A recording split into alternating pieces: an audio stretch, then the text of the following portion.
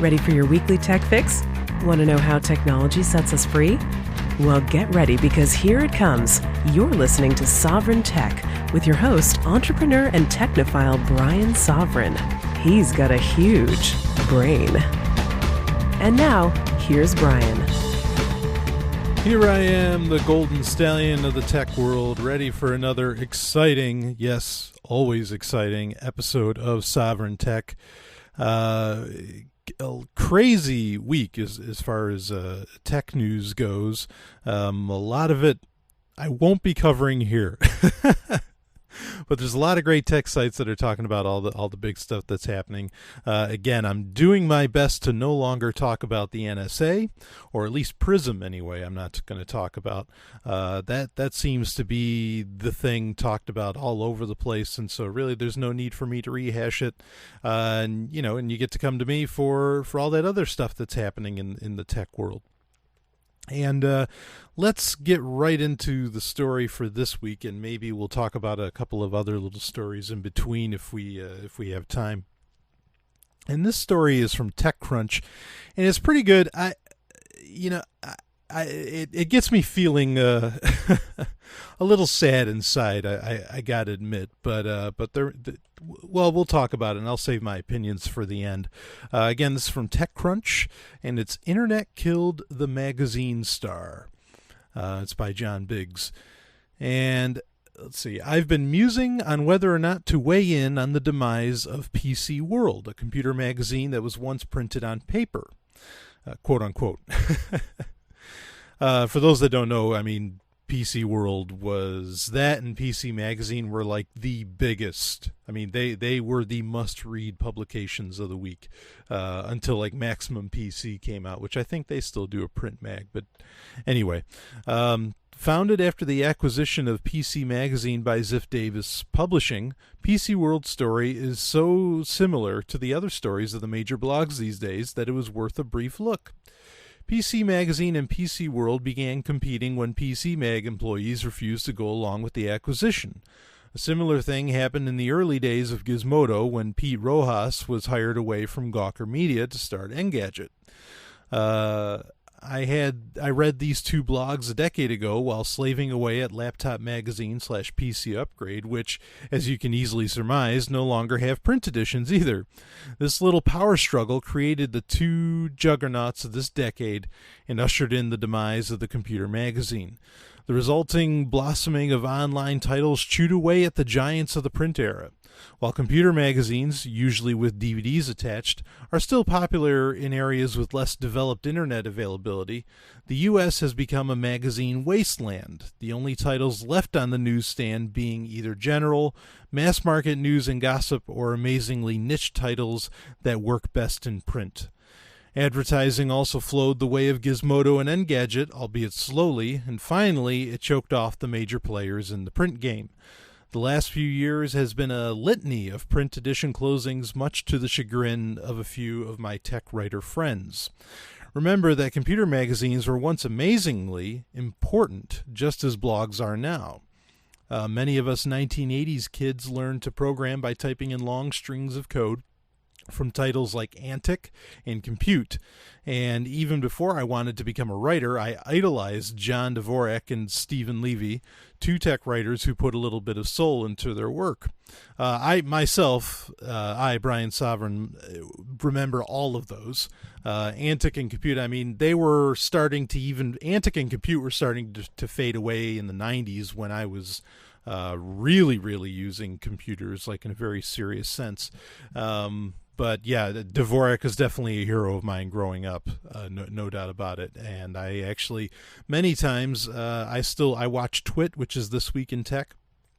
And I will admit that oftentimes, if he's a constant guest on there, on Twit, John Dvorak is.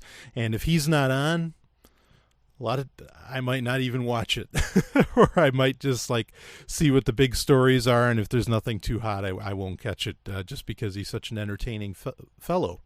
So anyway, I remember reading about the Morris worm in PC Mag and salivating over items in the classified section at the back of the magazine, where things like voice synthesizers and high-speed modems went for hundreds of dollars. Yeah, I can understand that too, because I remember reading, in fact, I think it was in PC Magazine, U.S. Robotics is coming out with a 56K modem. And everybody's like, holy shit, 56K? How can you do that? And actually, oddly enough, this is just a little bit of tech history, but you can't do a 56K modem. Like back then, the speeds, it was very rare for anything to be able to hit 56K, as to where 28.8 was the standard, and in many ways still was, and in many ways still kind of is. Some lines can take advantage of 56K speeds and technology, but it's interesting too that I have a 56K modem still that I keep. It's a USB modem, and it's about the size of my finger. As to where I remember my first U.S. Robotics, which I thought it was so cool that there was a company called U.S. Robotics, and if you ever read Isaac Asimov's works, you'll know why that's cool. But the thing was huge. It was like half the size of my laptop. The 56K modem from way back. So anyway, there's a reason they cost hundreds of dollars. It's because they were massive pieces of equipment, let alone high tech. Anyway, back to the article. Before Gateway, the only way to buy a computer was to build it from components. Sure, you could get a ready-built Tandy or IBM, but they were expensive and often underpowered. Computer Shopper, another defunct title, offered a warehouse full of gear that a tech-loving father and son team could build on the kitchen table. Check out, and then there's a link in that. You can go to the show notes, sovryntech.com or soundcloud.com/sovryntech, or the notes are actually right in. If you have like a smartphone and you read, and you download the show through a podcasting app or, through a podcatcher app, that you can click the links of the show notes right there and you can check this out, because there's a link here for, check out this piece for a fascinating look at the BBS notices at the end of the magazines. And BBS, bulletin board systems, it's kind of like the pre-internet. One of these days I'm going to do a full show on BBSs, because I think they are so important and will become important again. Anyway, it doesn't make me sad that PC World is gone. I hadn't read it in years, and the people I know working there will remain employed. The internet killed the print edition as surely as the Kindle is killing the paperback. Pressing print on a massive machine and igniting a series of distribution channels that require trucks, boxes, and newsstands cannot compare to pressing purchase on a tablet. Anyone who tells you differently is trying to sell you ink. I once had a box full of PC Worlds and PC magazines. I would peruse them, type in programs in assembly, marvel at EGA graphics, and wonder when I would have a hard drive of my own. Things have changed, to be sure, but the tech press is still alive and well and quite vibrant. PC World, the print magazine, played its part. Now it's time to cede the stage. And, I get their point, and I think there's a lot of magazines that may as well go the way of the dodo, but something I want to bring up first is that magazines like 2600 have no need to stop being print editions for many reasons, many reasons. I think 2600 should stick around as is. Last week, I released a special I did with Rich Dana for Obsolete Magazine, which that is something that I think should stay in print. I don't think that that's something that, it can, do both, have the ebooks available for whoever. 2600 does the same thing. I have an ebook subscription to 2600. Do both of them, but the print edition does matter. And as to why it matters, again, there's a million things. Yes, with especially today, the way computers are designed and run, the kind of audience that PC Magazine or PC World would be shooting for, okay, I get it. There that can all be had on the internet by like Engadget and Mashable and Gizmodo. That all makes perfect sense. There's nothing crazy about that, and that's just an evolution of the technology itself that it's purporting, to report on. Okay, yeah, I get that, but all right, here's the thing with the internet and information. And this is opinion. You can disagree, and that's all right. And you can send me an email. We can talk about it in the listener email section. But there's something to be said. I don't feel that the internet in and of itself, okay, and like blogs in and of themselves are conducive to long-term information storage. And I don't mean data, I mean information, and they are different things. Okay. I feel that like a book, okay, like a full-on book. Now, granted, this would have more to do with the Kindle, but we're not talking about the Kindle here. We're saying the internet killed the magazine. I think if there wasn't the Kindle, the magazine may not be so dead. And I'm talking magazines in general. Again, with PC Magazine, there's a specific audience they're reading. It's information that's changing. I mean, computer information, even in the 90s, computers information that's why there were so many magazines out there, because just there was new stuff coming out all the time, constantly, and the internet couldn't handle the fast transmission of all that information, all the changes that were happening by the day. I mean, if you want to look at tech news, oh man, I kind of do make a full-time job out of catching tech news. Because, I run a tech show, and I'm also on a nationally syndicated radio show with Free Talk Live where people call in with tech questions. So I have to keep up to date on this stuff. But I mean, man, so that kind of, it depends on the content. There's content out there that makes perfect sense to have it on the internet and for it to work, and good. And then PC world, like I said, that audience, please, that's great. Get that out there. But by and large, there's a lot of things that don't require that. And I know there's alternatives. There's like Flipboard, which is like making your own magazine. There's Google Currents, all of which work very, very well. And again, a lot of those have to do with current events, which are just changing all the freaking time. And so, yeah, so keep pushing that stuff out there. I get it. It's up to the minute information, and the internet works really, really well for that. And a lot of apps work really, really well for that. But when it's not that, when it's information that's not up to the minute, it's not necessary, and I don't think it's dying. Just like I don't think the paperback's really dying. Now, I think Barnes & Noble is dying, but that's because Amazon, can get the book to you in less than a day sometimes, and there's no need to leave your home.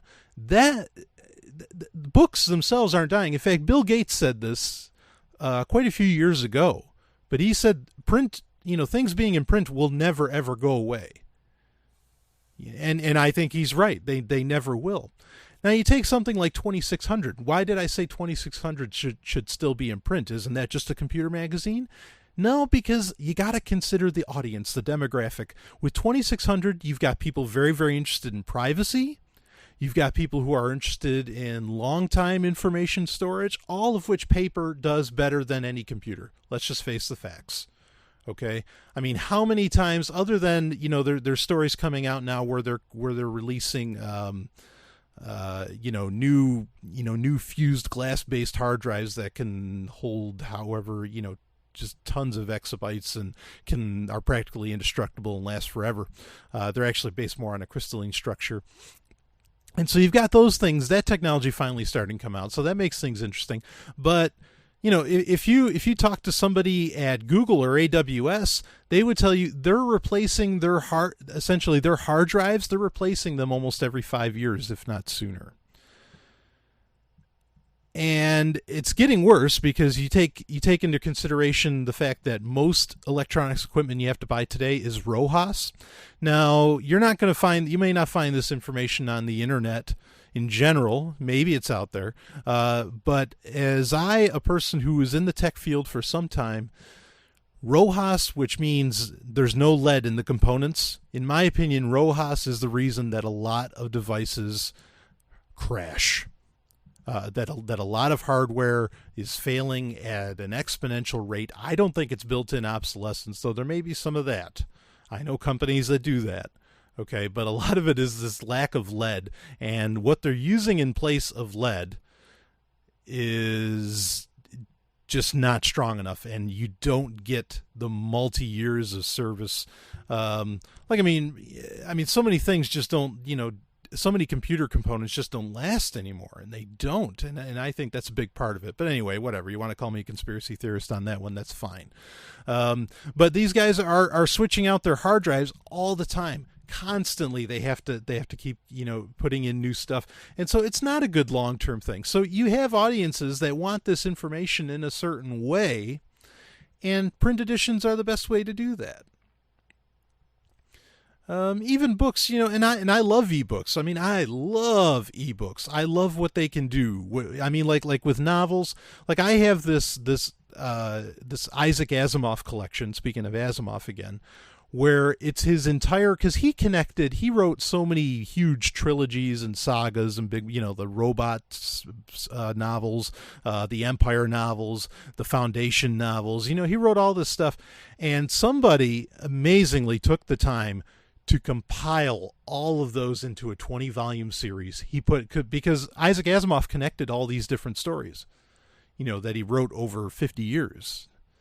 And so somebody actually put them all in chronological order and had them all make sense, put in some finished stuff, all this different things. It's a beautiful collection. It's great.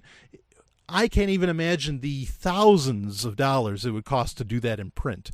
But he did it in ebook, and you could download it for free, and it was fabulous. It was so good, because he couldn't make any money off it because everything's copyrighted, when really he did a tremendous service to any fan of literature or science fiction. So there's advantages there, but then at the same time, I get that, but there really is there's something to, and maybe it's a mystique. Maybe kids growing up right now won't feel the same way, but there is something to holding the words in your hand. Really having them there. And there's something to the idea, again, the internet is not good for, there's a couple things I don't feel the internet's good for. One is long-term storage of information. If it was good at that, you wouldn't need the Internet Archive at internetarchive.org. Okay, you would not need that if the internet was so good at long-term storage. The other thing, the reason that it's not so good is that it's not good for long form information. I don't mean, holding information for a long time. I mean long form as in like laying out an entire case. This is something that I find very, very annoying, is that information shifts and changes so much, and and it's not like set in stone information. This is information like, one day coffee's good for you, the next day coffee's bad for you, one day eggs are good for you, the next day eggs are bad for you, that kind of stuff. Books are like a lost art now, long form information where people take years of studying and researching, that's gone. It's still happening in academic circles, but I'm talking about, by kind of, I want to say the average person, but by people, that aren't necessarily involved in it. I mean, you think about something like, you take a book like Sex at Dawn, and that's a topic that requires a novel that couldn't be done in blog posts, or at least it wouldn't be such a cohesive whole. Why do people keep quoting that? Because it's so authoritative, but it's not. It is authoritative, but it's not authoritative in the sense that somehow Christopher Ryan, just knows all this stuff. It's authoritative in that it's this cohesive whole of information that you can constantly go back to and reference. Okay. Now, the encyclopedia, I don't want the encyclopedia to necessarily go back to print, because Wikipedia is so amazing, and, there's just so much data there to have. So, it's a trade-off, but that's the thing, is that I feel we need both. As great as the Kindle is, and I love the Kindle, okay, there's still something to be said for having the printed word in your hand.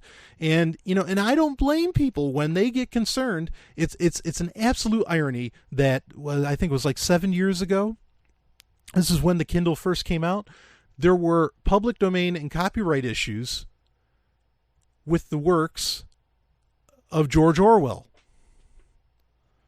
So what happened is that if you downloaded Animal Farm in 1984, Amazon instantly deleted it from your Kindle because there was rights issues, content rights issues. I mean, it's laughable. The irony that 1984 got deleted off your electronic device by the company that you bought the electronic device off. That's insane. And so I understand where people are like, hey, look, these digital books, I don't like the fact that I'm not in control of them. Now, there are devices, there's the Kobo Lite, I think it's called, that are more open source. But, if a person said to me, he's like, well, Kobo might be able to delete stuff off of my, off of my Kobo device, reading device. I don't think that's outlandish to believe them. And I don't think it's outlandish for them to think. All right, there we go. I'm going to talk about Prism for a second. That's what the post-Prism world has said, is that there's that all that crazy talk about everybody watching everything you do on your computer isn't crazy anymore. It's all true. So you can't knock people for saying, well, I want it in paper. I want it in real printed writing because that lasts, or at least it can't be deleted. I get it. I think that's great. And I think something like I talked about earlier, and again, you're going to actually, as soon as I'm done talking about this, you're going to hear the ad for it with Obsolete Magazine. To be an actual magazine that's putting out that kind of content, there's so much in there. There's information, timeless information on alternative ways of doing things, timeless stories, great stories, for you to read. And again, like I said, I don't, if someone wants to email me and talk to me about like how, the mystique and the aura of the printed page, yeah, I'm open to that. I mean, there's another great book out there. Speaking of printed stuff, there's a great book out there by Jeff Jarvis, who, is a fantastic journalist. He's also a professor, and he's a host on This Week in Google. He wrote a book called Gutenberg the Geek. And his point is that Gutenberg in many ways was the first nerd. And it's a great little read, and I agree. I think Gutenberg, was a nerd, and he brought on a technology that freed the world, and in many ways still is freeing the world. That being the press, the printed page. Mass production printed page getting out there. So there's still something to be said for that. I love, e-ink and ebooks and blogs and all this stuff. I love it all. I think it's all great. But it doesn't work for everything. Some things need to stay where they are. Anyway, I'll be back with more. This is Brian Sovryn, and you're listening to Sovryn Tech.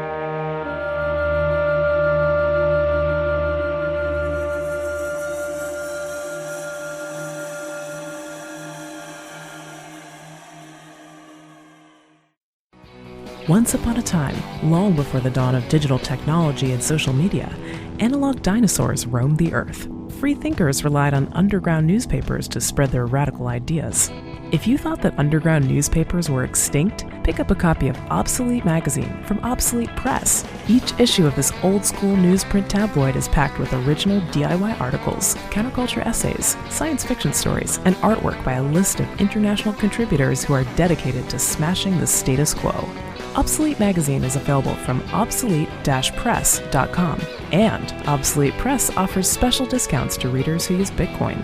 Until August 11th, Obsolete Press is running a Kickstarter crowdfunding campaign.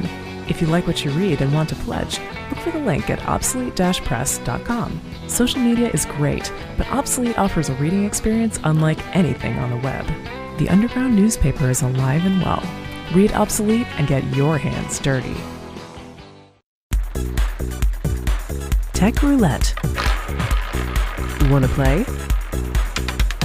It is time for Tech Roulette, where I cover stories that get submitted to me through the various channels that Sovryn Tech has open, be it Twitter or on Google+. You can go to gplus.to/Brian Sovryn. You name it. The only thing I don't use is, there's also the email address, sovrintech@hush.ai.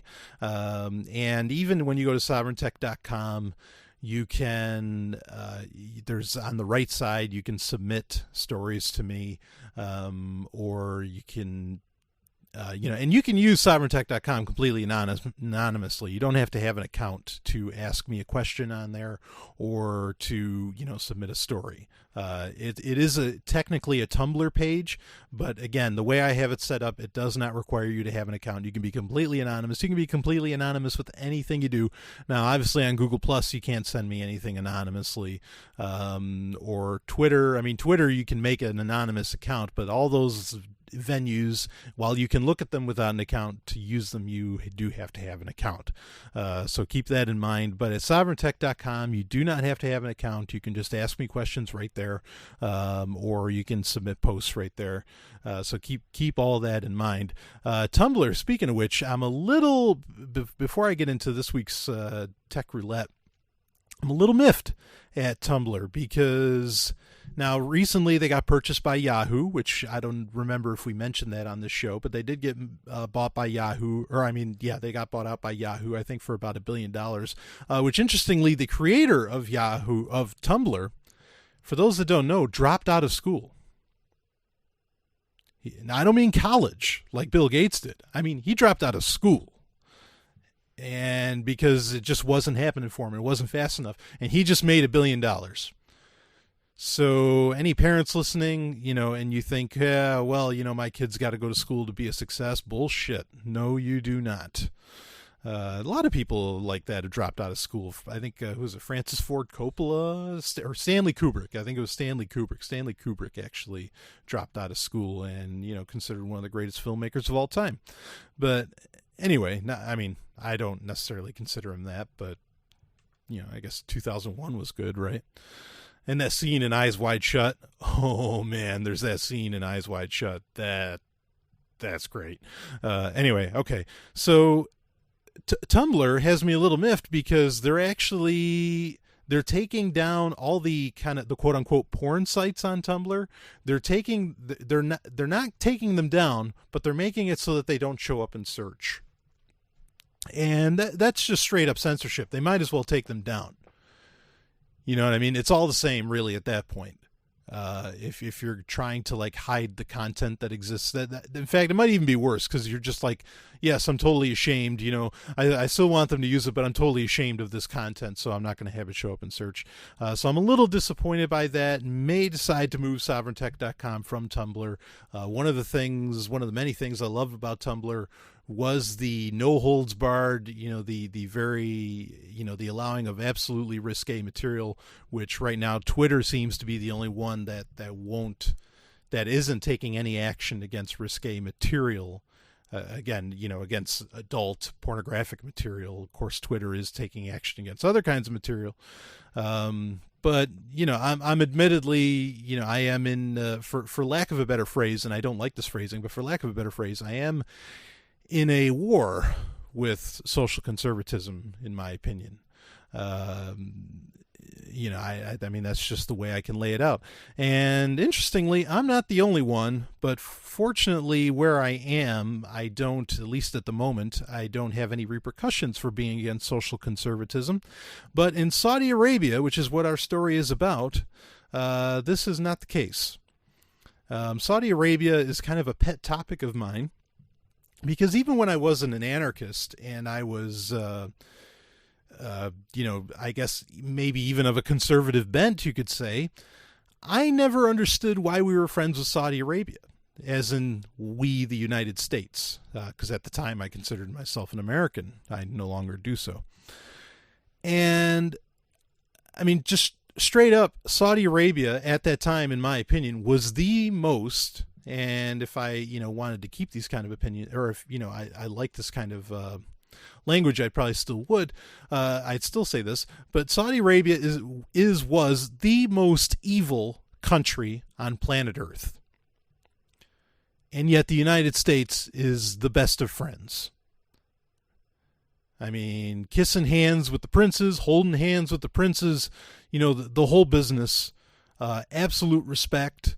And hell, I mean, it's disgusting. It's deplorable. When we say that we go into countries like Iraq, Afghanistan, go down the list, when we say we go there to bring them democracy and to bring freedom, and we post up pictures on the cover of popular magazines of a woman with her thumb being inked because she voted, and yet, and we're so proud of that when we're in Iraq. And yet when you look at Saudi Arabia and women can't even drive on the roads, forget about voting.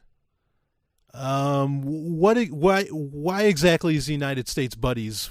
Why is this country that's so obsessed supposedly with people being free? Why is Saudi Arabia okay? Why does it get a pass? And it's not just George W. Bush. Obama's just as bad about it.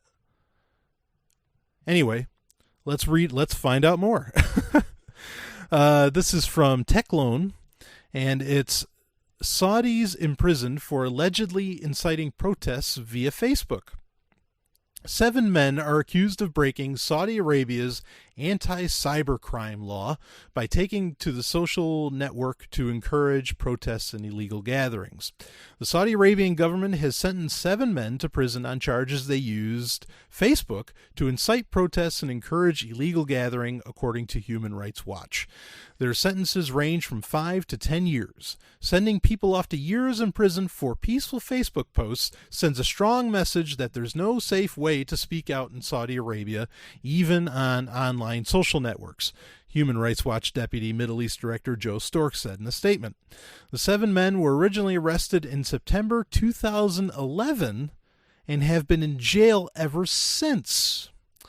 When they were finally put on trial in April, a specialized criminal court accused them of joining certain Facebook pages to incite protests, illegal gathering, and breaking allegiance with the king, and of assisting and encouraging these calls and corresponding with the Facebook pages' followers and concealing them, according to Human Rights Watch. Again, let me make the statement. This isn't the main point I really want to make with this country, but I can't repeat this enough. And if you're ever in conversation with people that are of a political persuasion that isn't, say, libertarian, this is just an easy way to get them to start thinking, I feel, because you just bring up, just quote that. Well, they're breaking allegiance with the king. That's what America was founded on, supposedly, was breaking allegiance with the king. Why aren't we supporting these guys? Who's to say they were even trying to break allegiance with the king? Maybe they don't mind their king. They just wanted a little more free thought in something. There's nothing in these articles about what exactly they were saying. Of course, I'm sure the Saudi Arabian government probably said to Facebook, you need to take this stuff down, and Facebook probably agreed. Twitter would have done the same thing, apparently, recently. But anyway, breaking allegiance with the king, and we hold hands, and we're okay with Saudi Arabia, like they're an ally. What the hell? Anyway, all of the accused were convicted of breaking a Saudi law titled the Anti-Cybercrime Law, which deems it illegal to produce, send, or store material in an information network that could harm public order, according to Human Rights Watch. Public order. The 7 men reportedly admitted to using certain activist Facebook pages, but they also said they didn't realize it was illegal. Saudi Arabia is known for having a low tolerance for online activity.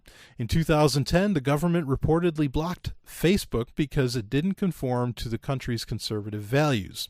And last year, well-known blogger Hamza Kashgari was detained for writing an imaginary conversation with the Prophet Muhammad on Twitter. I'm going to have to look for that because I bet that was so good. Most recently, in March, the government threatened to block several popular internet chat, call, and messaging services, including Skype, WhatsApp, and Viber. The government said that these services weren't in line with the country's regulatory requirements. I'm just going to hit the point home one more time. Why is the United States government, why are they friends with them? Not just the United States government. Why are guys like John Hagee supportive? If you don't know who John Hagee is, he's a pastor, very popular televangelist pastor.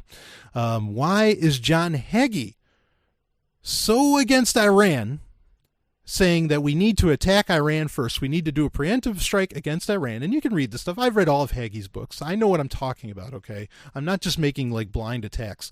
I've read The Defense of Israel. I've read Jerusalem Countdown. I've read Financial Armageddon. I've read all those. Anyway, why does John Hagee say, well, no, Saudi Arabia is all right? What do you mean Saudi Arabia is all right? Iran's not even doing half the stuff that Saudi Arabia is doing. I mean, they're doing a lot of it, make no mistake. but so we've got 7 guys in prison for just about 2 years for posting on Facebook. I mean, chew on that. How and why? It blows my mind. And I really wish that Mark Zuckerberg would come out and make a statement and say, no, look, I made this so that people can have the freedom to express themselves. And I can't believe these 7 guys are in prison. Here, here's so many millions of dollars. Get them out of there. I will not have people in prison for using my service. Yeah, Zuckerberg or Sandberg, either one of them should have came out and said something like that. There should have been a statement about that, because it's very, very clear in the legality of this that it's because they were using Facebook in particular. There's no questions about that. It's because they were using Facebook, and they should have came out, Zuckerberg or Sandberg should have came out and made a statement saying, no, how much do you want? We'll let them go, or I'll make them into Mexican or American citizens. Do something. But you know what? And I can attest to this personally. You put up some pictures of meter maids in bikinis, or of people with cancer survivors who have done tremendous things with their body after beautiful things with their body after, tragic events after having cancer. You post that stuff, man, Facebook says, no, yeah, you're offending people. You got to go. So, you know what? I think Facebook doesn't mind that 7 guys are in prison for 2 years for posting probably very free thought stuff. And there's nowhere in the statements in the court orders or whatever out of Saudi Arabia that says that they were inciting people to violence. No one was saying kill the king. So what? So they wanted to assemble, illegal gatherings. I don't even know what that means. I'm scared to find out what it means. But again, this is where people. It's such a mind fuck that. The internet, yes, the freedom of speech on the internet, stop SOPA and PIPA and all that. And yet nobody, I'll blame them all. I'll blame every internet company, Wikipedia, all those people that were against SOPA and PIPA. How about they make a statement against the Saudi Arabian government for throwing people in jail because what? Because they wanted freedom of expression? How about let's have Wikipedia go black for that? But no, they were probably just too busy saying, well, in England and the United States, everything's fine, so who cares? Those other people aren't human anyway. Really. And if they've, and I apologize, if Jimmy Wales or if Zuck or Sandberg or anybody has already made these statements, that they've actually made the statements that we're talking about, but let me tell you, if they have made those statements, you can email me and correct me. That's fine. But if they did, I didn't hear about it. That means it wasn't loud enough. Because I catch all the tech news you can imagine. Okay, all the time, and I'm a busy guy, and I still consume a ton of tech news. Okay, but it wasn't loud enough. If they had made those statements. So feel free to correct me, but the point stands, in my opinion. This is atrocious. It's absolutely atrocious. I was half tempted to say, when I first read this article that was sent in by a listener, I was half tempted to say, well, I'll start using Facebook. Good, because I like I can dig being a bit of a rebel. maybe now I'll start using Facebook. But then I kind of thought about it. I'm like, oh, where's Facebook saying, hey, this isn't right? On a recent episode of Free Talk Live, one of the infamous anarchist-run episodes of Free Talk Live, that's when Mark is away. When Mark Edge, the beautiful Mark Edge, when he's not...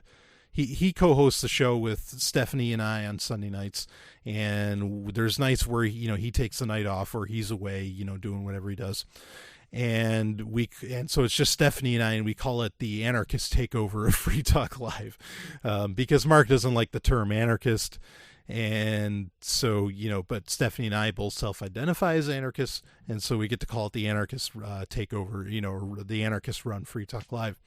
And then the last one we did was just a couple of weeks ago, this being, July of 2013.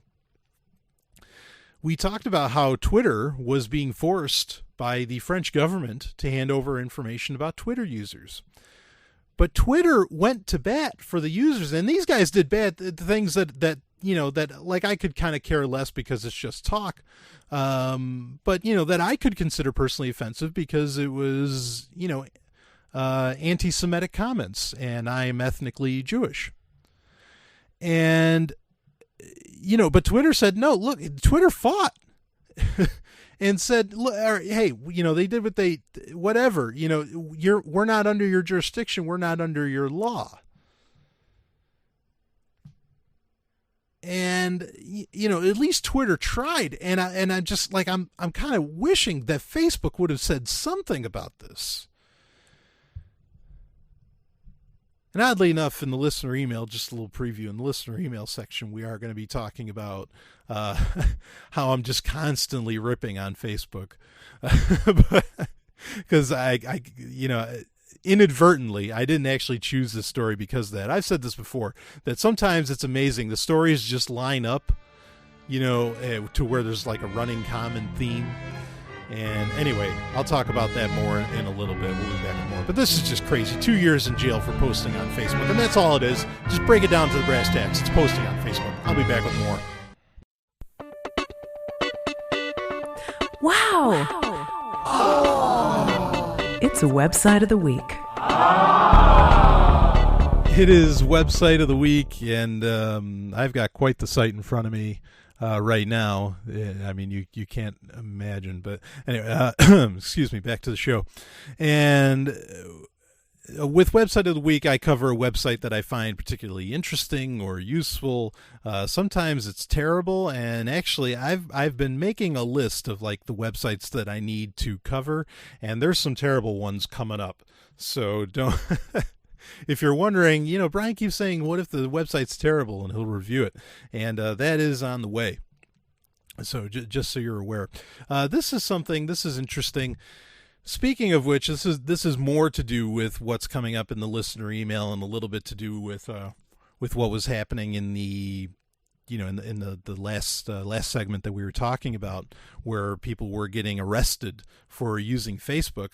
Facebook. This was a lead story that I did a few weeks back, and where Leo Laporte was actually on Twit. He came out and said, "Hey, what I want everybody to do right now, because of this breach of privacy by Facebook, what I want you to do is just go to Facebook, go there right now, and delete your account." Because Facebook has gone too far. And what he was talking about, and what I was talking about, was that Facebook apparently will collect your information in your contacts on your phone, and perhaps even email. And other parties will be able to read that information, and say it was somebody that like wanted real privacy, had nothing to do with Facebook.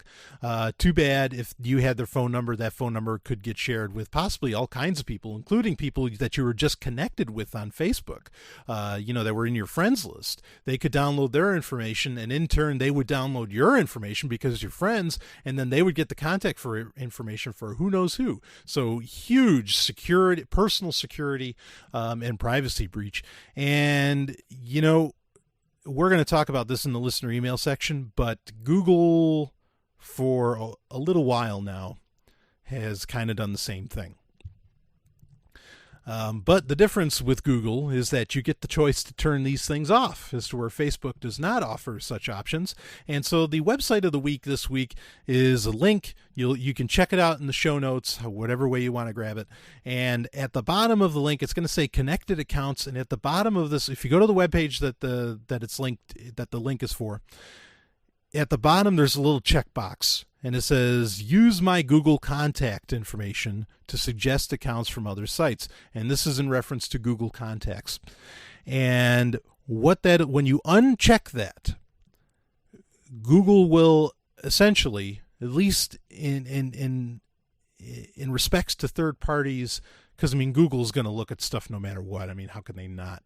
But essentially, it'll turn off Google looking at your contact information and that being used for third parties or for other services, to make everything, to give you a better user experience. All that essentially will go away as far as your contacts list go. This applies to your emails. This applies to your Android phone. It's a nice, simple checkbox. It's pretty well hidden, though, I got to admit. So that's why I made a direct link. You can click on it. If you're signed into Google, it'll take you right to it. There's another way to get to it. You can go to account settings and you can find it. But just uncheck that at the bottom of the page. I recommend doing it whether you care about privacy or not, because if you don't care about it, someone who gave you their phone number might care about it. And so really, it's just respectful to do, is to not share their information if they don't want to share it. So check that out. And I'll be right back with more. This is Sovryn Tech.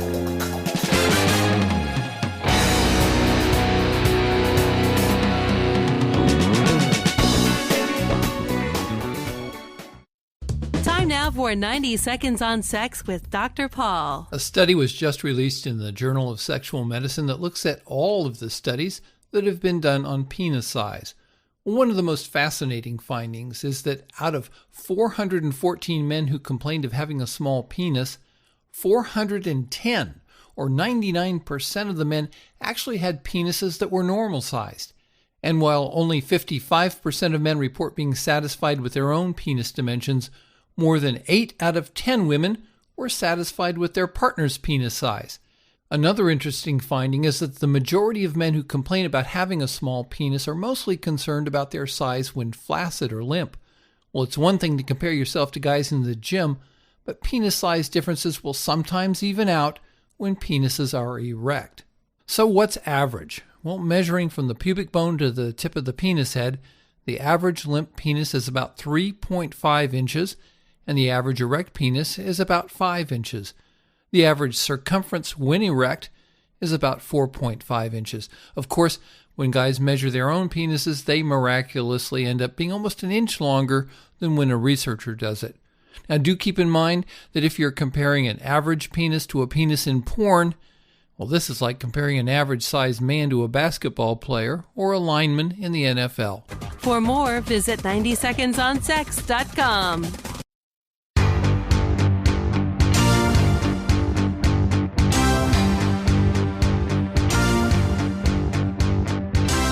It is time for listener emails, where I cover questions that get asked to me, and I've got a lot of questions to cover, but please keep them coming. Keep sending them to me. I've got a laundry list, but just keep them coming. SovryntTech@hush.ai, or you can ask completely anonymously at sovryntech.com, at least for now. And because I mentioned earlier that with it's tough to support Tumblr. When they're really going against one of the very things that I enjoyed about them. But we'll see. For right now, it'll stay as is. I've even talked about changing the email address to something different. I still think Hushmail, as unsecure as Hushmail has kind of been found to be, meaning that they will hand over user information. Nothing to do with Prism. This was separate before. It has nothing to do with that. It's just that, maybe I'll make a sovryntech.com email address.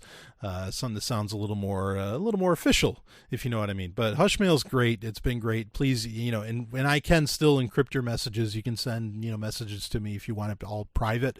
We can encrypt it, and I will keep your name private unless you want me to specifically mention who you are. And in this case, I am going to keep the listener private, but it is a she. And the question is, and it's a great question. Since PorcFest, I've listened to more of your podcasts. I am quite fascinated by your love of Google, especially in comparison to Facebook. What is your opinion on their, being Google, revenue model of scanning email messages, and especially their involvement with Prism? I haven't heard you address it yet, though maybe I missed something. If you haven't considered that, my listener question. So essentially, this is this question from the listener, and thank you very much, listener, for the question. It's a great one, and even slightly personally challenging. So that makes it a great question.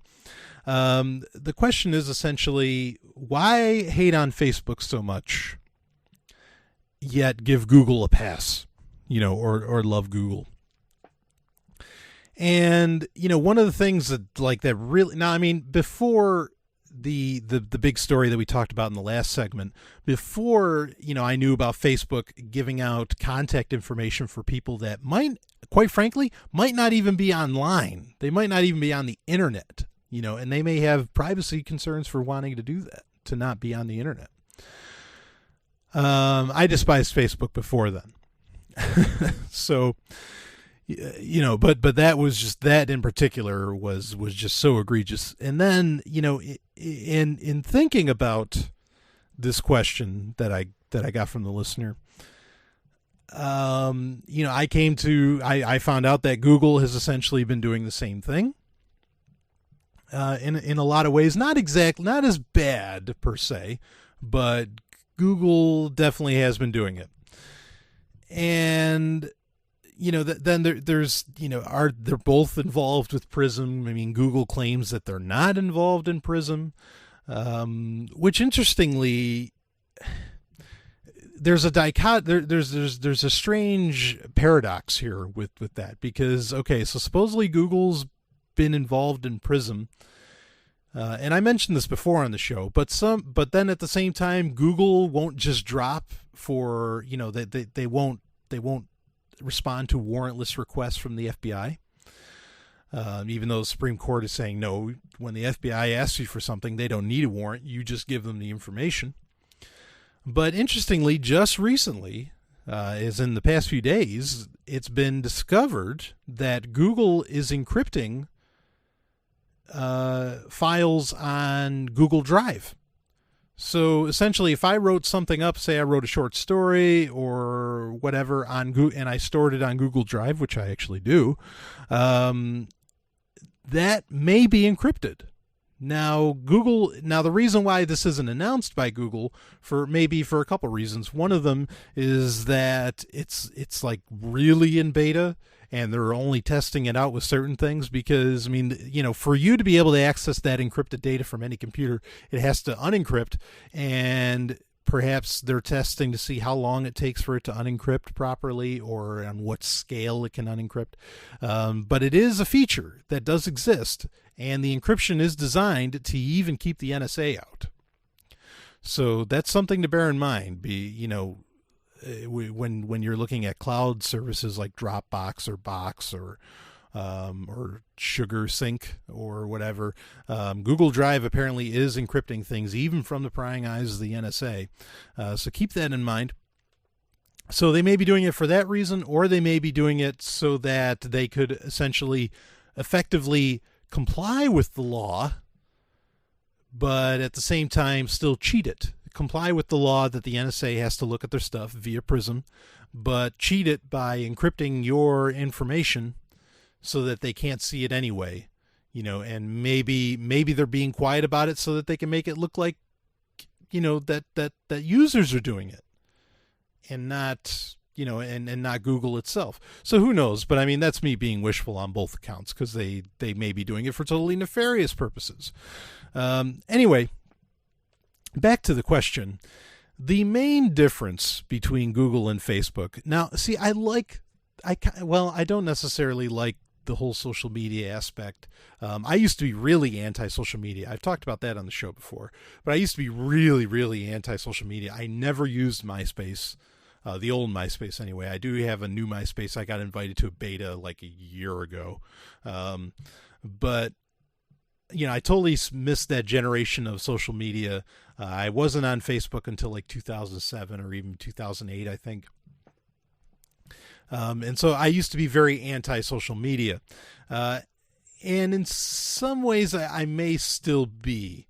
But I'm not like against their existence. They don't meet my needs. They don't serve my purposes for the kind of connections that I want.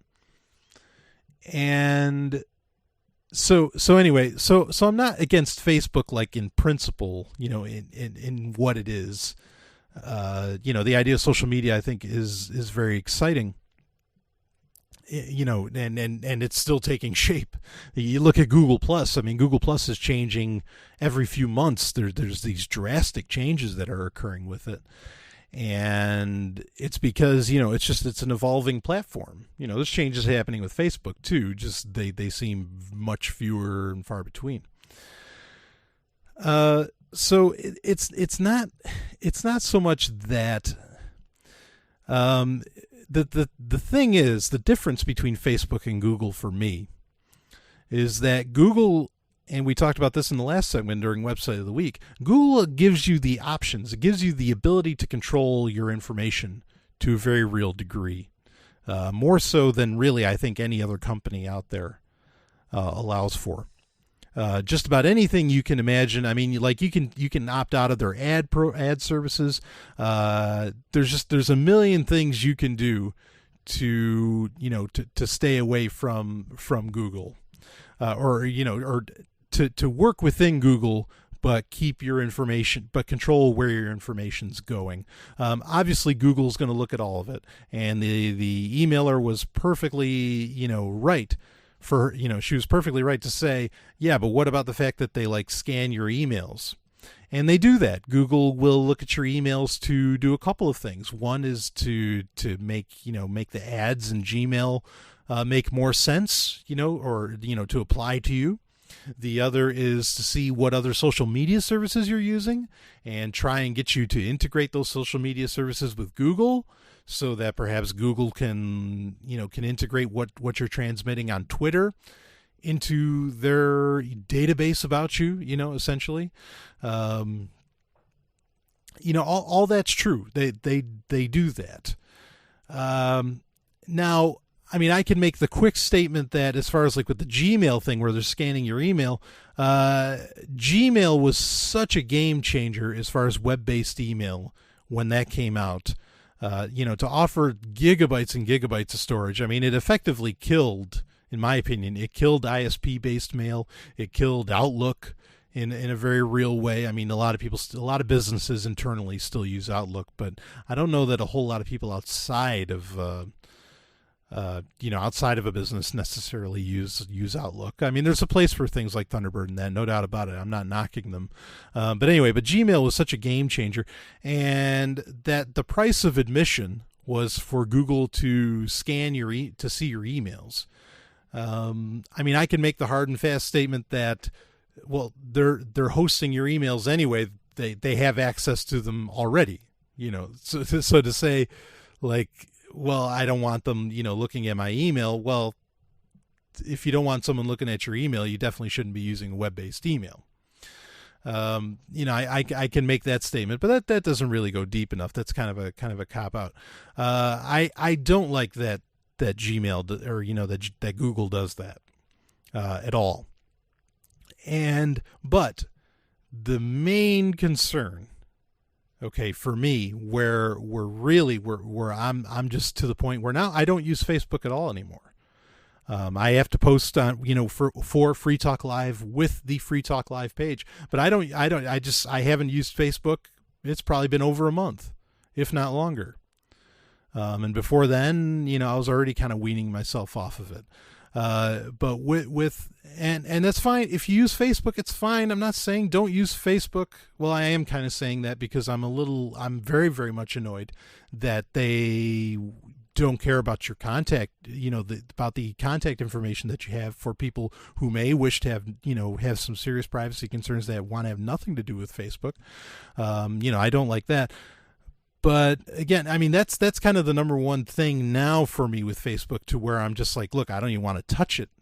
Is I just consider that so terrible that they have no qualms and no concerns over, and no quality control over the fact that people's information that in no way should even come in contact with Facebook is getting put out there by Facebook.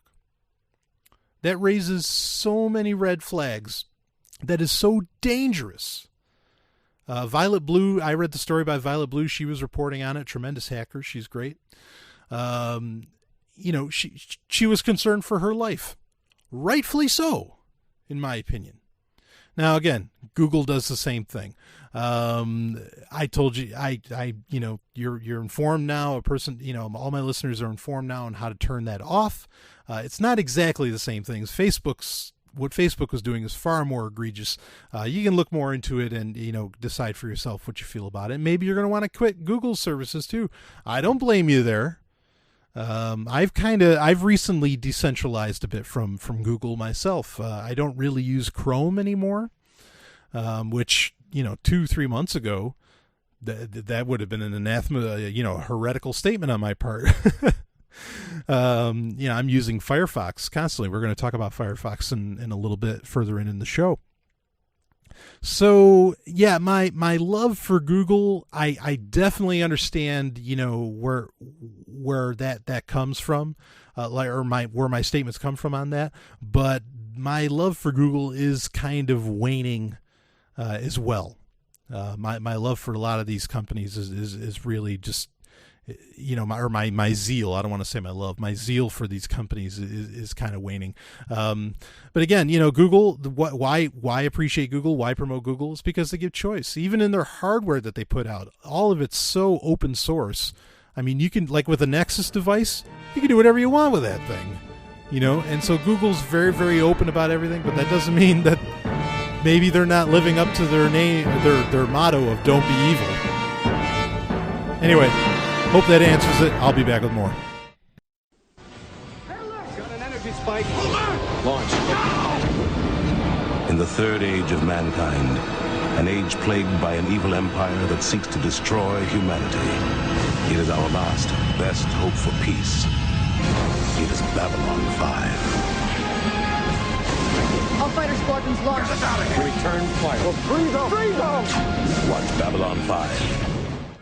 You can watch Babylon 5 and experience the greatest show in television history. See the entire series completely free by going to thewb.com/shows/Babylon 5.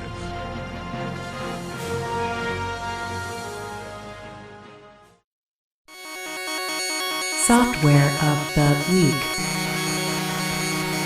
It is time for Software of the Week, where I cover various pieces of software that I find useful or interesting. Last week we talked about Hemless, which I think looks amazing. And if you didn't get the chance to, which is a privacy messaging app being developed by one of the creators of Pirate Bay. If you haven't looked into that, check it out. I don't think you can donate to it anymore. I think they closed off donations because they made some odd 150%, and I'm sure they could have made a lot more, but they reached their goals. And but that's great, because if they reach their goals, that means that the software is actually going to come out. Let's just hope it doesn't take long. But anyway, you can check out last week's episode of Sovryn Tech if you're interested in more on that, or just, go to Start Page or Google and type in JMqAl.is. But this week, and I talked about this in the last segment where I said that I don't use Chrome anymore.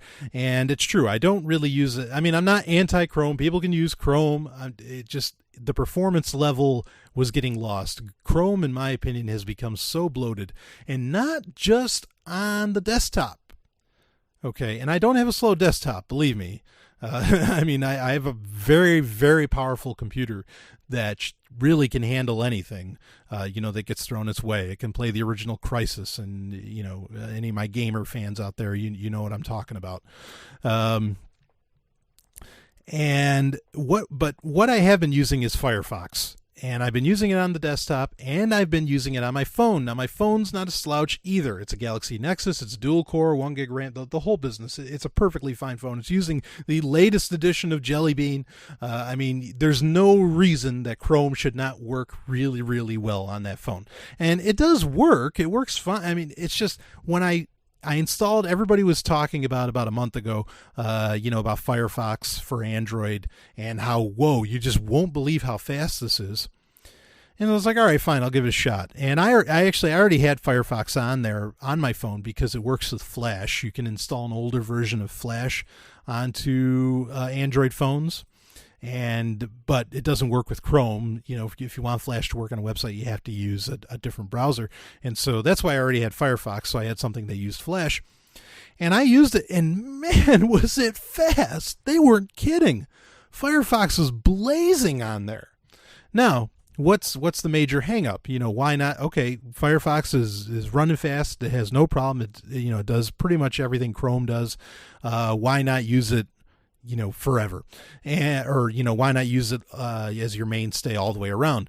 Well, the main reason I didn't was because the way that Chrome would sync bookmarks, and I know there's third-party apps that can do this, but I didn't want to go through that route. I wanted it to be native to the browser. And since Chrome could sync between Chrome could sync between any device Chrome was on, that's why I still used Chrome. But then Firefox developed Firefox Sync, and they've gotten that to the point, I mean, it's secure, it's relatively private. They've got great security features for this, for your bookmarks and your settings, and even depending on what, if you're using it on a computer or on a phone or a tablet, a lot of your add-ons can get synced. And of course, Firefox really still has the best add-ons for any web browser. It's just a fact. You can put AdBlock Edge, not just AdBlock Plus. I find AdBlock Edge to be better. Well, I'll do that for a software of the week at some point.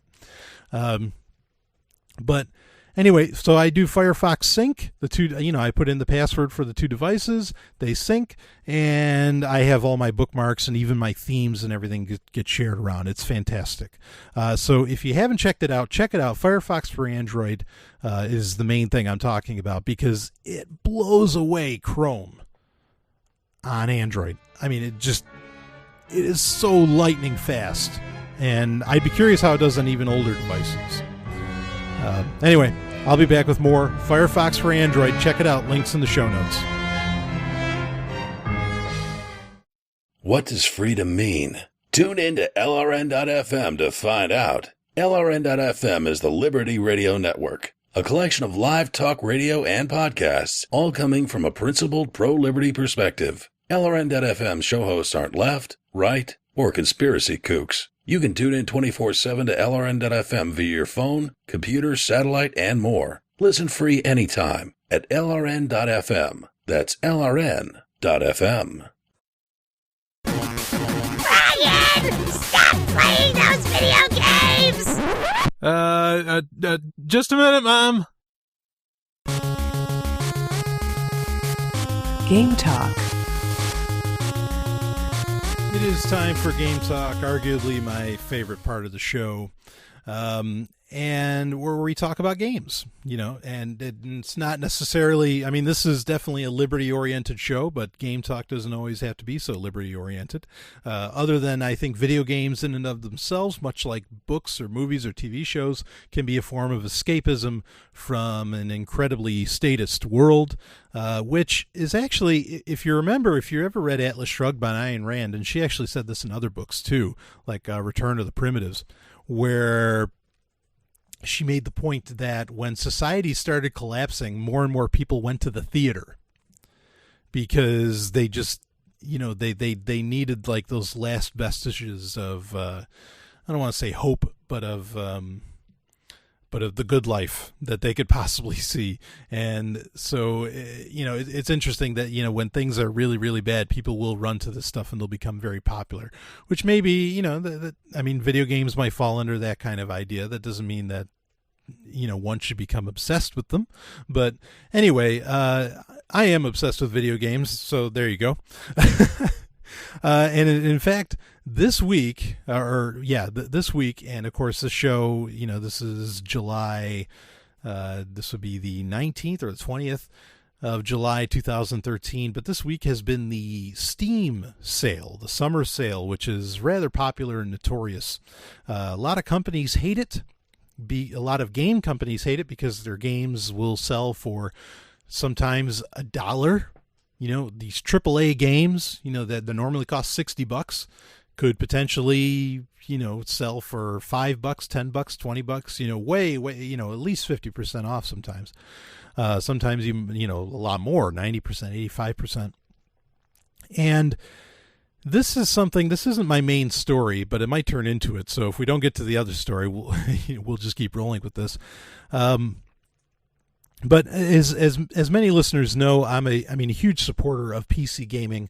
My main venues of gaming right now are, gaming on Android, which I think is a very exciting field. It feels when you're playing games on Android, the games themselves do not play like the Nintendo Entertainment System, but you get that feeling like it's 1987 with the NES, to where a revolution is like really happening. And so gaming on Android is very, very exciting, thanks to things like NVIDIA Shield, which also connect to Steam on your PC so that you can play your Steam games, on a portable device over Wi-Fi. But the Steam Summer Sale is so exciting because, again, those prices that you're getting games for, the used games, model that you get at your local GameStop or whatever your game store is called, where you can get maybe 20% off, if that, on new games. I mean, Steam kills that. And you could spend $50 and you could literally walk away with $1,000, I think, worth of games. Maybe not like $1,000 value right now, but like over time they were worth like $1,000. Like way back, like say a game now, say a AAA game from 3 years ago only sells for $10 now, but it was a AAA game, 3 years ago, and at that time it sold for $60. Multiply that by so many, you hash out $50, and before you know it, you've got $1,000 worth of games, and and your Steam library is blowing up. And that's amazing that you can do that. And part of the reason they can do that is, again, that they don't have to have, a retail store near you. They just do it all online. And so it allows for those extremely cheap prices. It's exciting, when the summer Steam sale happens. They have them every season now. They have one in winter. They have one in fall. I don't know if they have one in spring, though. If they did, I missed that one. I missed the spring sale. But the summer sale was the first and still kind of the biggest. Just insane prices that you get. And one of those games that actually is on sale right now is Street Fighter 4. And amazingly, why does it matter that it's on sale? Street Fighter 4 has been out for 4 or 5 years. Shouldn't it be pretty cheap right now? No, it sells for $40 still. And so this article, it comes from Den of Geek, which is a blog, and it's the Plea for Street Fighter V. It has been 4 years since Street Fighter IV first hit the gaming scene, and we're still only getting Street Fighter IV updates, not a Street Fighter V. Street Fighter IV first hit the arcades in July 2008 and then took over the fighting game genre when it hit PlayStation 3 and Xbox 360 in February 2009 and PC in July of 2009. Here we are 4 years later, and Capcom has announced a Street Fighter IV update. What? Oh, and it comes out sometime in 2014. What? Where is Street Fighter V?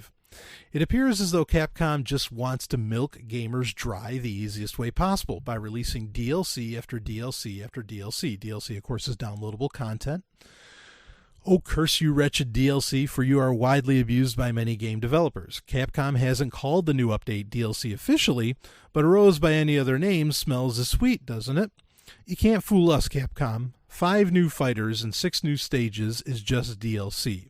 You're not updating the gameplay mechanics. You're not updating the game engine. You're not upgrading the graphics. You're only giving us one brand new character. You're releasing DLC.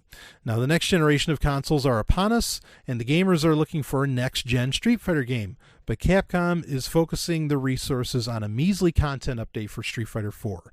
We want Street Fighter 5, not Super Street Fighter 4 Turbo Arcade Championship Edition.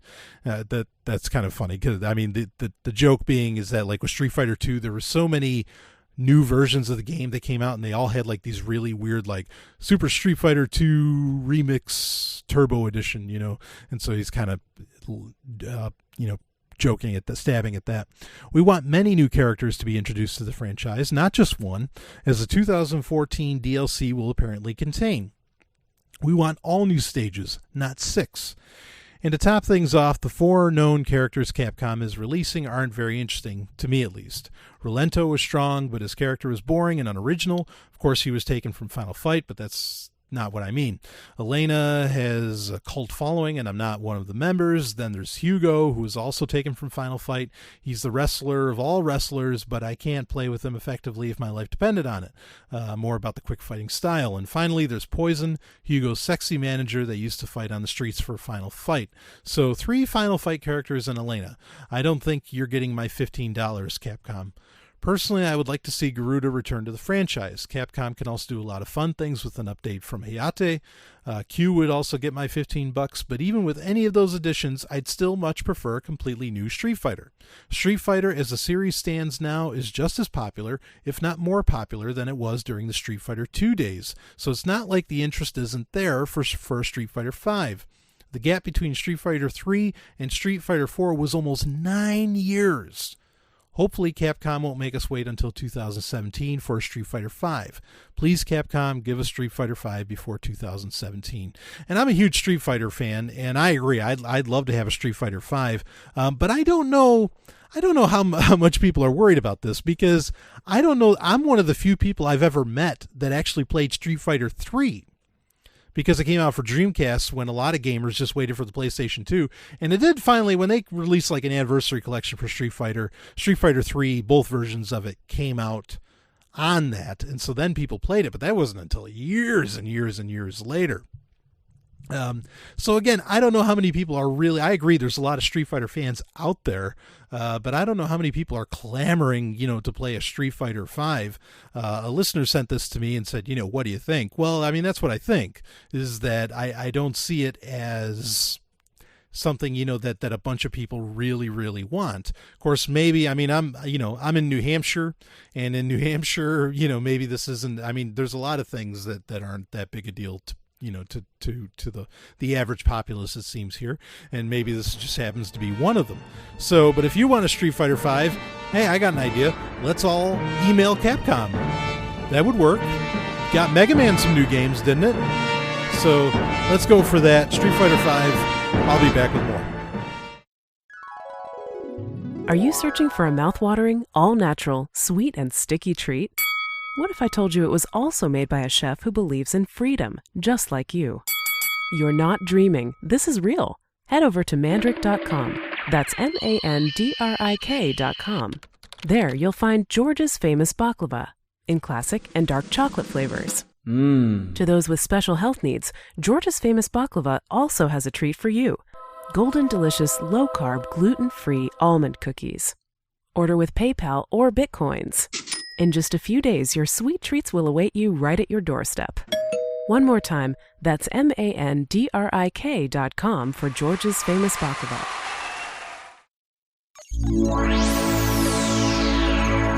Hacker Stories.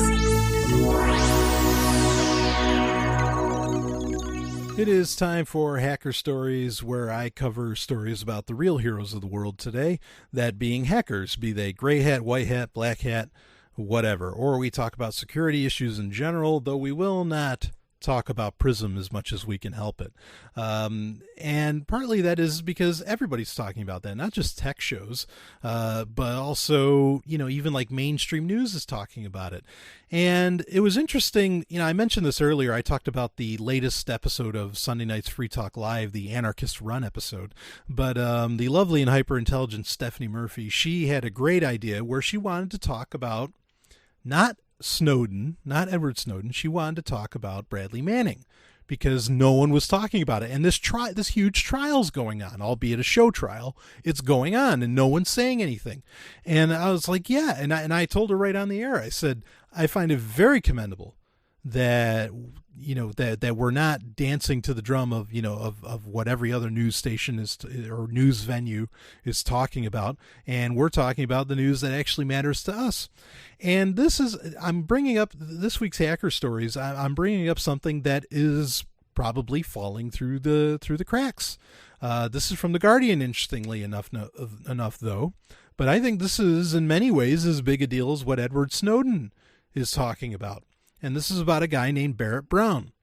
Barrett Brown, political prisoner of the information revolution. And what this is, I'll just read the quick shot here. If the U.S. government succeeds in criminalizing Brown's posting of a hyperlink, the freedom of all internet users is in jeopardy. When I first noticed Barrett Brown in early 2011, I never thought that 2 years later I'd be directing Free Barrett Brown. Intrigued by his irreverence, I love irreverence, I became familiar with his work, admiring him for his skill as a writer.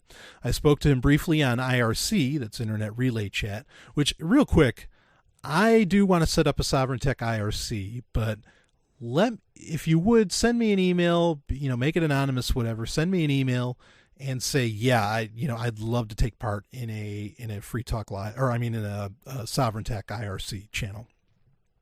And occasionally dropped into the same channels he frequented.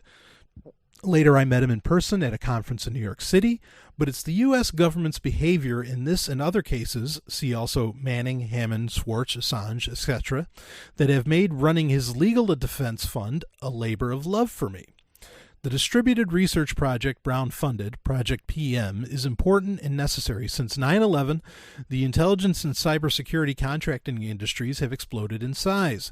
I believe, as Barrett does, that the public/private partnership on surveillance constitutes a threat to civil transparency and the health of democratic institutions. Large and very profitable companies like Booz Allen Hamilton obtain most of their revenues from the federal government, yet the majority of their work is performed in secrecy. Barrett had the insight to realize early on that the troves of emails that were hacked by Anonymous out of HB, Gary, Federal, and Stratfor and subsequently made public had the potential to provide a rare window into the activities of the cyber intelligence industry. I believe it was this journalistic work of digging into areas that powerful people would rather keep in the dark that made him a target. Contrary to claims, Brown is not a hacker. He is unabashedly lacking in technical skills. Nor was he a spokesperson for Anonymous. The very idea is ridiculous. He is an iconoclastic writer with a penchant for satire and hyperbole, or a penchant. He became an activist by observing the media's failure to cover the issues or stories that he deemed important. Some of his proudest work was the assistance rendered by Anonymous to citizens in North Africa during the first months of the Arab Spring. And that's a great thing to look into, what Anonymous did in North Africa. Absolutely incredible. No government involvement whatsoever. And yet a lot of people got helped. Anyway, as an information activist who understands how information can be distributed and have an impact, Brown was extremely skilled and media savvy. With Anonymous, he fulfilled a function that was necessary and which few others were willing to do, put a public face to a movement for transparency.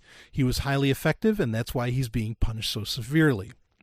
The fact that he's now facing a possible maximum of 105 years in prison is distressing, but it's indicative of the larger pattern: an out-of-touch government at war with the press, prosecuting whistleblowers and activists trying to silence dissent. trying to silence dissent. Brown's work has been interrupted, but many of the things he warned about, mass surveillance of journalists, the threat to privacy presented by intelligence contractors, have turned out to be correct. He has been hugely vindicated, and public support for him is growing.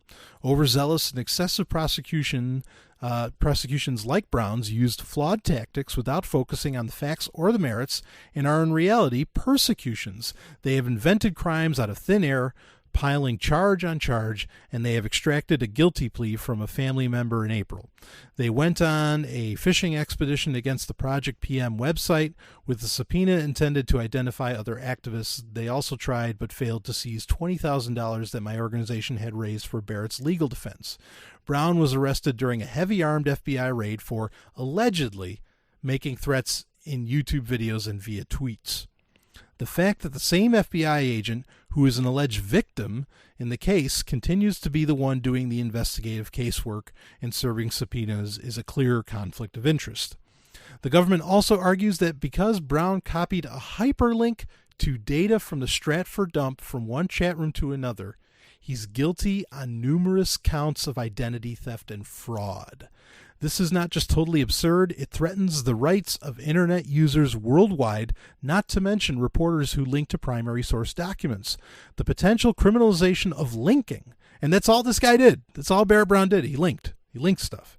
A basic function of hypertext, the foundation of the World Wide Web, is an affront to us all and must be resisted with the obstruction charges. Prosecutors want to set a precedent whereby a journalist is not allowed to protect his work and his sources from government agents. The essence of reporter's privilege. Those things that Barrett helped uncover and shed light on while he was a free man are notable in themselves. The capability termed persona management, which entails the use of software by which to facilitate the use of multiple fake online personas or sock puppets, generally for the use of propaganda, disinformation, or as a surveillance method by which to discover details of a human target via social interactions.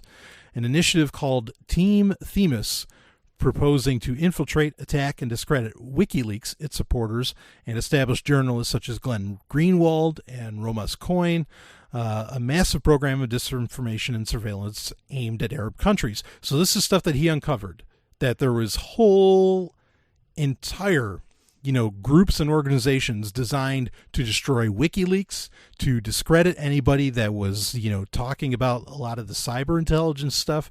That's part of what he was finding out.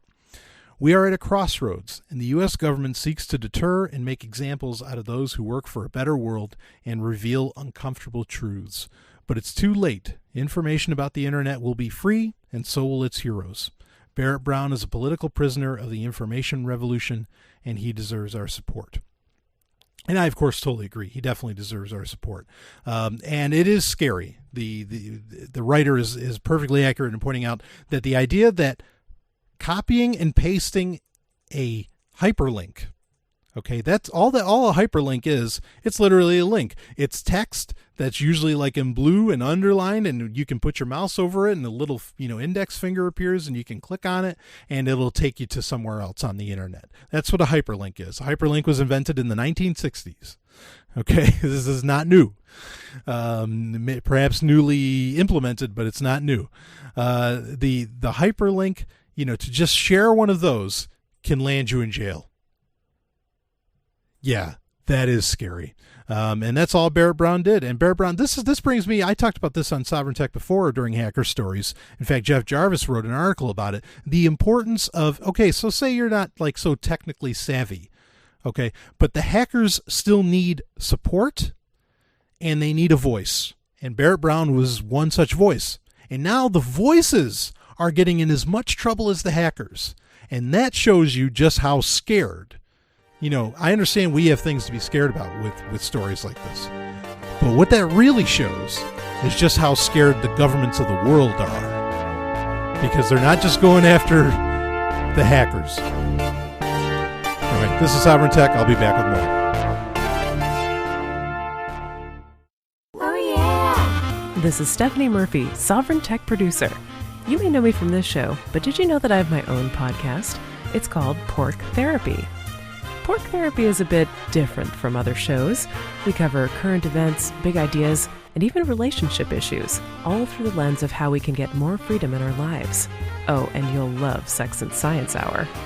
Join me on my website, porktherapy.com. That's porctherapy.com. Now back to Sovryn Tech.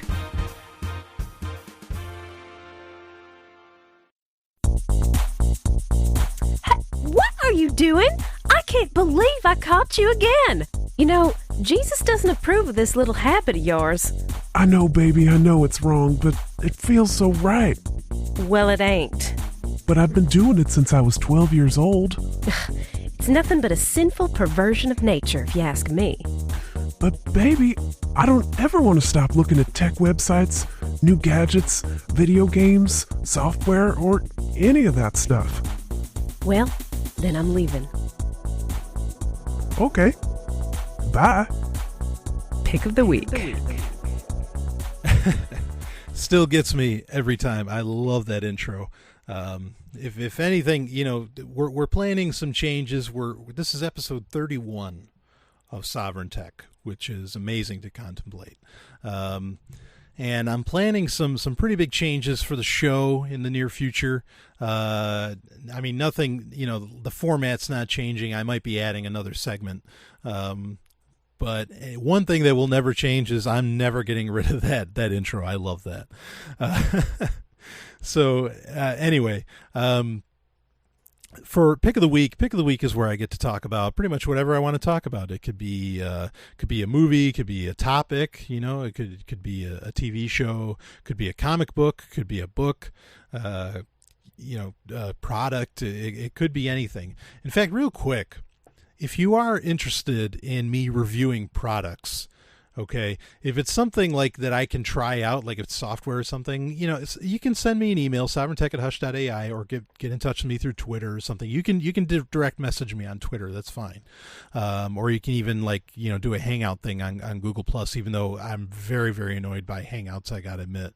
Like, just the amount of times that you get notifications for that on your phone are just atrocious. So anyway, but get in touch with me if there's something you want me to look at, or even, hey, if you want to send me a product, that's fine.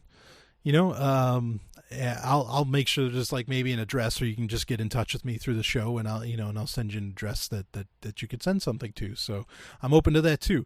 Anyway, but for pick of the week this week, this is something new, because I'm actually going to do a continuation from last week, from the last episode of Sovryn Tech. So if you want to get the full experience of pick of the week, you'll have to catch that one too. But before I get into that, I do have a mini pick of the week that I thought was amazing, and this was actually shared by a friend on Google Plus, who is also a listener, I know. And he and I reshared it on Google Plus. I had to. And I couldn't believe it when I saw it. I don't know if he was actually, I think he took this picture, you know, at a Walmart with his phone, and it's one of those DVDs. I'm pretty sure it's a DVD. It has a little blue across the top, but the case looks like a DVD case, so I'm guessing it's a DVD. And it's one of those DVDs where, like, they put multiple movies on one DVD. That's become really popular. They do it with Blu-rays too. And, you know, usually the price for them is like 10 or maybe $20. But if this DVD is worth, if it costs 10, or even if it costs 20, man, is that worth it? Because it has 4 movies on it, 4 feature films. And here's the lineup: Flash Gordon, The Last Starfighter, Battlestar Galactica, the original movie, not that new stuff. Yeah, anyway. The original movie, the real Battlestar Galactica, and Dune, the theatrical version, I would assume. Dune from 1984, I believe. And do you need any other movies? I mean, I wish this came out. You know, I remember when DVDs first came out in well, they came out in the late 90s, but I got my first DVD player. It was $300. It was a Sharp. It was the company Sharp. It was a DVD player. I paid $350 for it, which is very hard to believe now that you can get them for $20.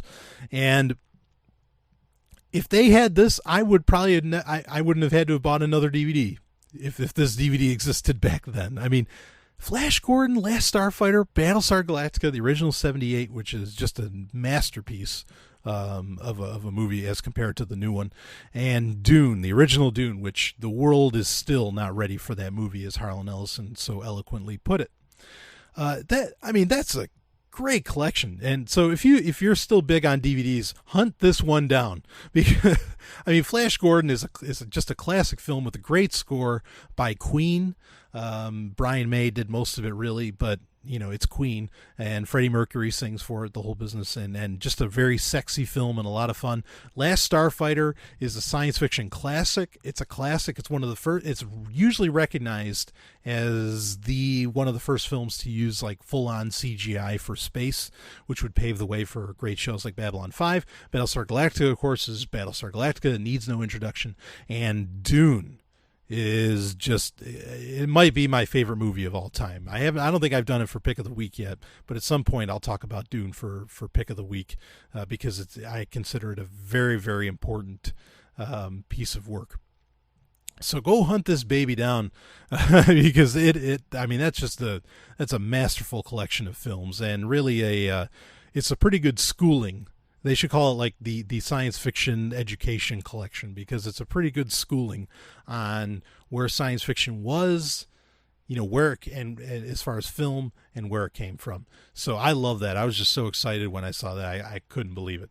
Anyway, let's get into, this is going to be part 2 from last week of my pick of the week for, you guessed it, Power Rangers. I spent so much time last week introducing Power Rangers, what it is, what it really is, what it exactly is as far as, production and all of that. And some of the things that excited me about it, that I didn't really get into the depth of why I actually like it and why I still watch it. I'm a 32-year-old man and I'm still watching Power Rangers. Anyway, so I wanted to talk about that a little bit more before anyone thought I was crazy, even though really it's too late. I'm sure everybody thinks I'm crazy for still enjoying Power Rangers. And I talked about, now, I don't watch all of it. There's some odd 20 seasons of Power Rangers out there, and I don't watch all of them. There's some that are just absolute duds. They're terrible.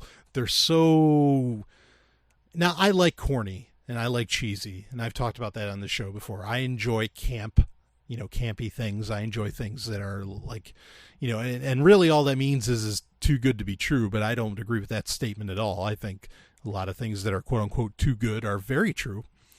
And, but there's some that are just so, what's the word I'm looking for? They're so mundane, that they don't really offer anything unique to the table. Like Operation Overdrive. Operation Overdrive came after SPD, and Operation Overdrive was just, it was terrible and totally played into a lot of stereotypes. And that's something I want to bring up too, which is kind of funny, is that, and I never really thought about this until recently, but apparently Power Rangers, like Trini, who is an Asian girl in the show, she was the Yellow Ranger. She was yellow, and Kimberly, of course, wore pink. That was pretty obvious. She's a girl. She's wearing pink. I understand the trope there, and I don't appreciate it. But then, the Black Ranger was a black guy, and just like the racial stereotypes that the show definitely played on. I never really thought about it, but I thought this. But one of the funny things, there's a YouTube video about this that a friend of mine shared with me. And the YouTube video, and it said, it talked about the Green Ranger, and it's like, well, so I'm green, so I must love money, so I'm Jewish. It was pretty funny. The ironic part being is that other than the Gold Ranger, Green Ranger is my personal favorite. So, and of course, again, like I mentioned earlier, I am ethnically Jewish. So, it's definitely, it played on Power Rangers in general throughout its entire history has played on a lot of stereotypes, no doubt about that.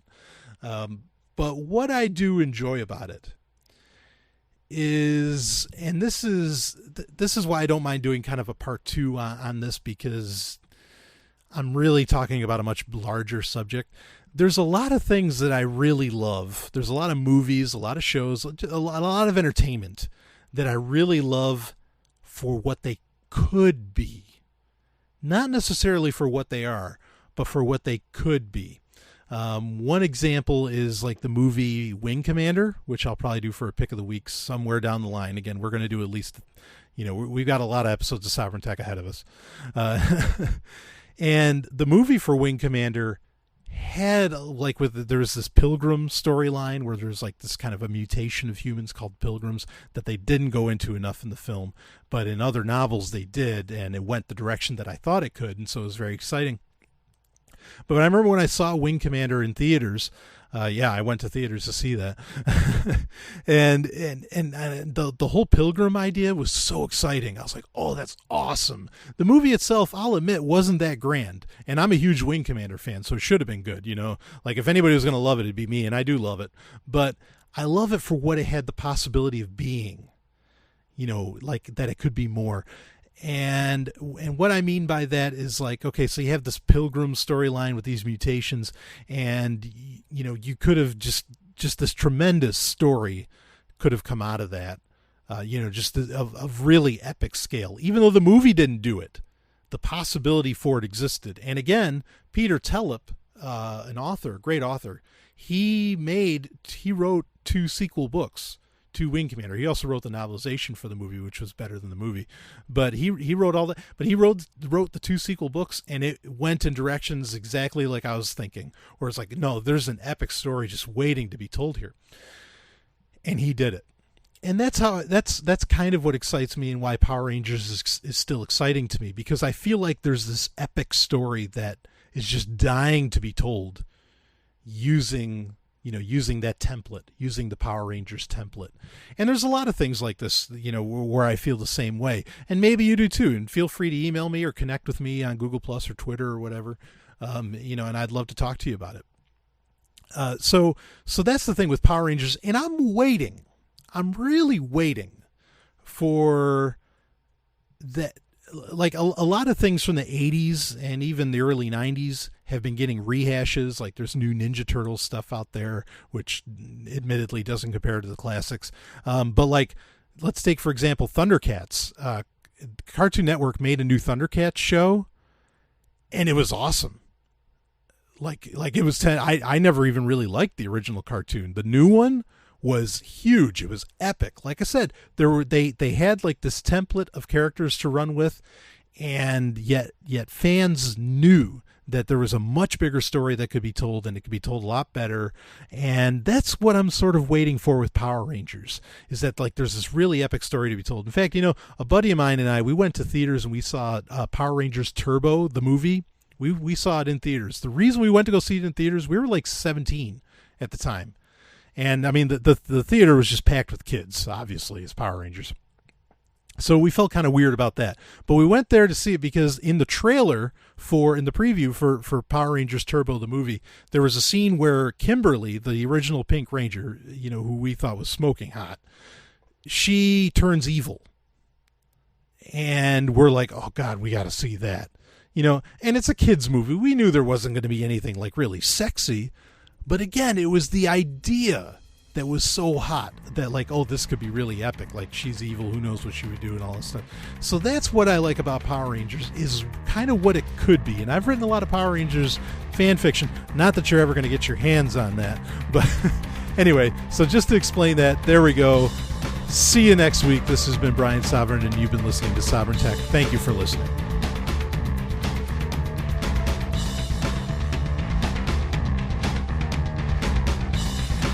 This has been Sovryn Tech. Visit us at sovryntech.com. That's SOVRYN tech.com. There you can connect with us, see more of what you've heard on today's show, and catch our podcast feed. Sovryn Tech is open source. We encourage you to share.